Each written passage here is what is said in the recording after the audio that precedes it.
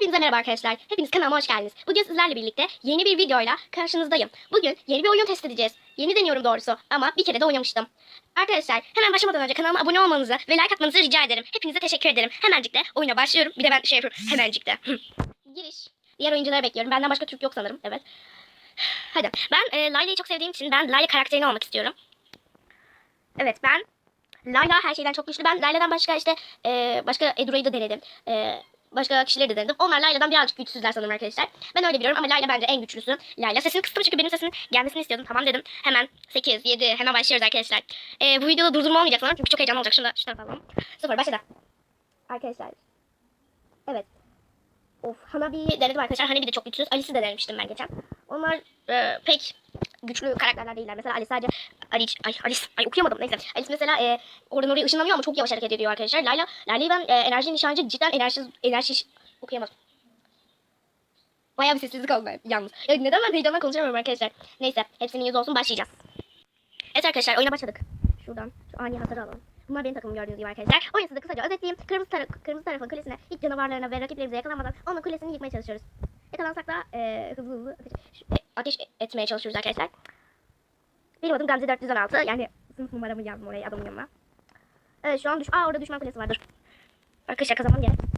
Şöyle hepsini kullanıyorum şimdilik. Arkadaşlar öleceğim diye korkuyorum. Bu ateş açıyorum şu an. O kırmızı çizgi bana gelmemesi gerekiyor. Evet arkadaşlar şu an. Arkadaşlar öleceğim. Öldüm. Ya arkadaşlar ben en iyisi şunları canavarlarla öldüreyim arkadaşlar. Çünkü ben şu kuleler var ya kulelerin lazerleri onlar beni öldürüyor. Bakın şimdi arkadaşlar bak hiçbir şey yapmayacağım. Sanki bizim değil de konuşamadım ya. Sanki bizimmiş. Hiç dokunmuyorum yanına gittim. Hiçbir şey yapmıyor. Bakın şimdi vurunca savaş başlıyorsun. Bakın gördün mü? O kırmızı takımın oluyor işte o zaman. Hadi 3 2 1 olsun hadi oynayalım. Evet kullanıyorum şu an arkadaşlar. Arkadaşlar şu an kullandım. Tek evet oluyor arkadaşlar ölecek inanıyorum ben kazanacağım. Evet arkadaşlar. Nasıl öldüm ya ben bunları kazanırdım. Arkadaşlar video yokken çok güzel yapıyorum bence. Çünkü konuşmuyorum. Neyse ben konuşmamı keseyim. Müziğe bırakalım. Hadi müzik gelsin. Zaten belki de şimdi de hala da müzik vardır bilmiyorum.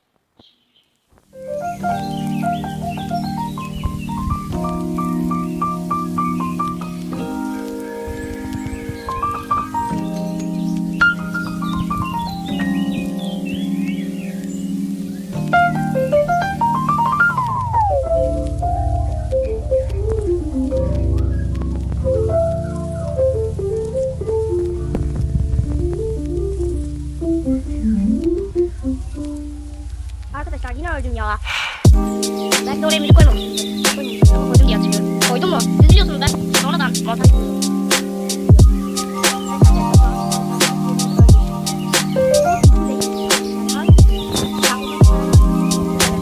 Oha!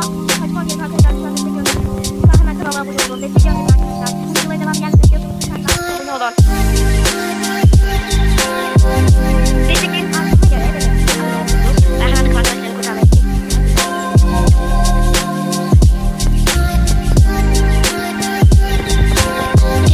Evet benim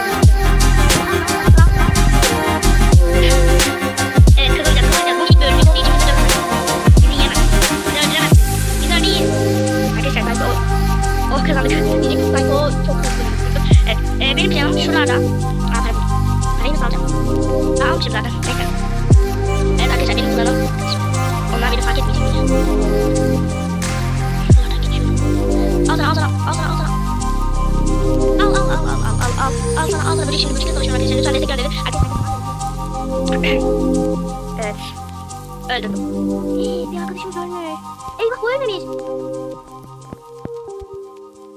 Ne yapıyor bu? Kim? Bu bizim takımdan mı? Hayır. Ya öldüm arkadaşlar. Yine de birkaç el kazandım. Arkadaşlar bu serinin devamı gelmesini istiyorsanız like atıp abone olun. Hepinizi çok seviyorum. Dediğim gibi bu videoyu paylaşmayı unutmayın. Abone olup like atın ve lütfen bildirimleri açın ki size yeni videolarımın bildirimleri gelsin. Evet, hepinizi çok seviyorum. Görüşürüz.